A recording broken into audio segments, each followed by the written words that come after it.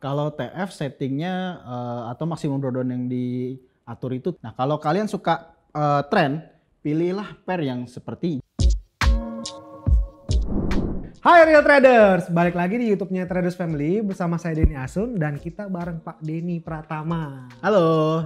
Nah, kalian tahu dong kalau ada Pak Denny, biasanya kita akan membahas pertanyaan-pertanyaan kalian yang ada di hashtag Tanya TF. Ya.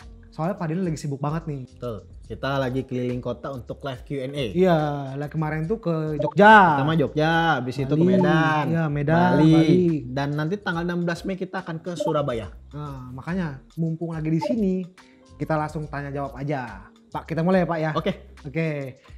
Dari Pak Marciano Sebastiano, apa pertimbangan TFF untuk menjemput pending order menggunakan bid price semua? Oke. Karena seharusnya apabila pending order buy yang menjemput ask price.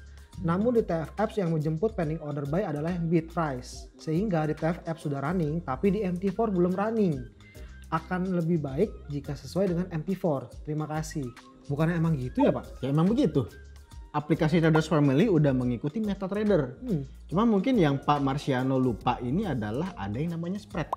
Iya, mungkin spreadnya beda kali ya. Bisa jadi spreadnya nggak sesuai. Nah, aplikasi Traders Family ini itu menggunakan spek akun premium dengan spread start dari 0,8 poin. Itu mungkin. Itu yang jadi kok ini nggak kejemput ya karena spread. Nah, teman-teman, kalau misalkan kalian pengen ikutin spek akunnya, bisa lihat spreadnya di 0,8. Jadi persis Pak sama yang di TFF. Betul. Nah, untuk teman-teman nih yang belum tahu, kita jelasin lebih detail aja. Kalau kita transaksi buy, itu akan teropen di harga as dan terclose di harga bid. Nah, kalau kita transaksi sell, itu akan teropen di harga bid dan terclose di harga as. Nah, itulah spread tersebut. Nah, mesti perhatiin juga tuh spek akun yang dipakai kayak gimana, biar mirip-mirip nih sama di tempat kita, biar nggak yang ini udah kejemput, yang ini belum. Betul. Gitu. Dan kalau kalian ngerasa ini kok belum kejemput pending ordernya, kalian bisa hubungi konsultan kalian masing-masing untuk ngedapetin data tick per tick. Nah, itu juga biar ada datanya Pak, Betul. lebih enak. Jadi kita nyesuaiin nih harga pending ordernya udah bener kejemput atau belum. Iya, betul. Gitu. Oke, lanjut ya Pak. Oke. Dari Pak Seto Haryano. Ya. Oke, Pak, drawdown yang normal itu berapa persen sih Pak?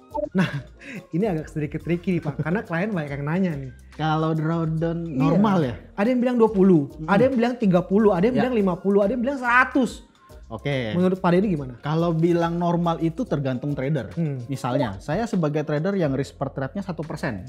Saya bisa setting drawdown itu di angka 50%. Tapi kalau saya sebagai trader yang risk per trade-nya 10%, 20%, ya kalau drawdownnya 100% normal dong. Oh, berarti memang tergantung gaya trading dan karakternya dia. Betul, tergantung gaya tradingnya. Tapi sebelum kita bahas trading nih, mau drawdown segala macam, kita harus pikirin step awalnya itu di risk per trade.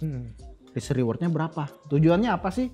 Biar kita bisa menghitung kalau metode kita ini mengalami consecutive loss atau loss berturut-turutnya sampai berapa kali.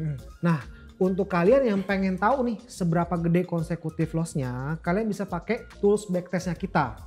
Dan itu gratis ya teman-teman ya. Kalian mau pakai kapanpun itu bisa. Ya. Oke, caranya gampang banget. Kalian tinggal buka website kita, tradersfamily.co.id.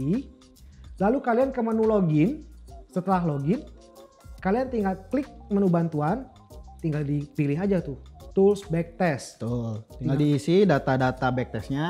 Lalu ada summary nih untuk melihat total data summary kita berapa. Betul. Konsekutifnya berapa, risknya berapa.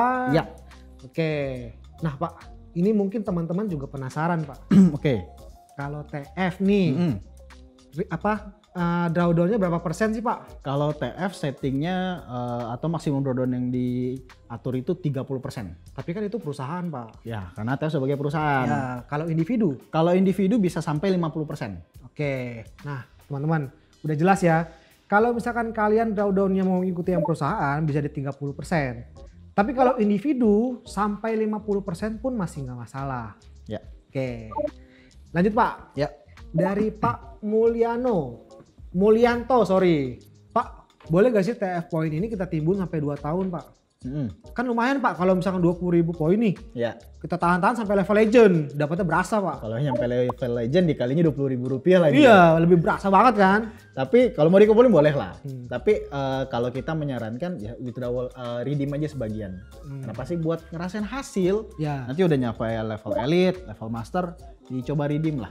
Saya juga udah bilang Pak ke klien saya, maksudnya di redeem lah buat liburan ke, healing ke, kemana ke, anggap ngerasain. sebagai self reward kita nih. Betul. Udah kerja, udah dikumpulin, ditabung ya kita pakai. Ya. Buat kita belanja, kita beli handphone, buat nyenengin diri sendiri, buat kita beli baju lah apa terserah. Bebas deh ya. Gitu. Nah teman-teman udah jelas nih, kalian mau tahan boleh, mau di redeem sebagian juga nggak masalah. Jadi balik lagi ke preferensi masing-masing. Ya. Oke, lanjut Pak. Dari Pak Yuda Ade Yuda. Oke. Pak, saya boleh minta nggak aplikasi, template, atau format pembukaan versi manual yang digunakan oleh Pak Tito di video Major Trend? Oh, yang bentuk Excel ya? Sesi 2 tuh. Ya. Oke. Untuk mencatat semua order dari trading plan yang sudah disiapkan oleh Pak Tito.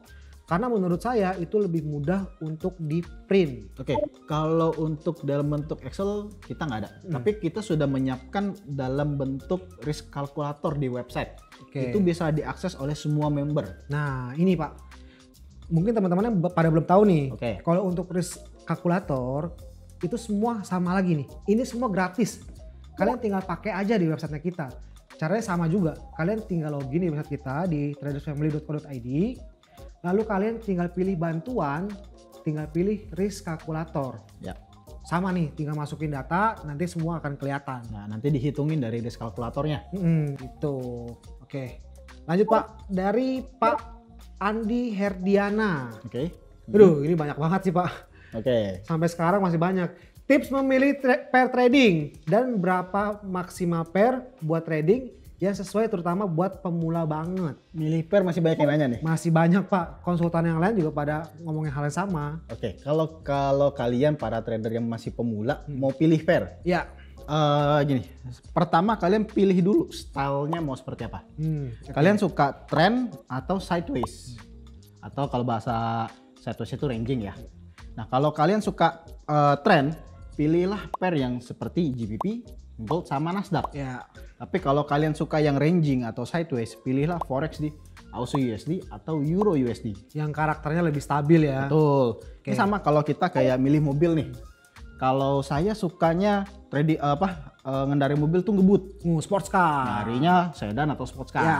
Tapi kalau saya tipenya saya sukanya nyetir santai, nyetirnya pelan-pelan aja. Pilihlah SUV atau city car. Ya, family car gitu ya. Betul. Nah, setelah kita milih style tradingnya nih, pilih trend atau sideways, itu juga harus pikirin resikonya juga.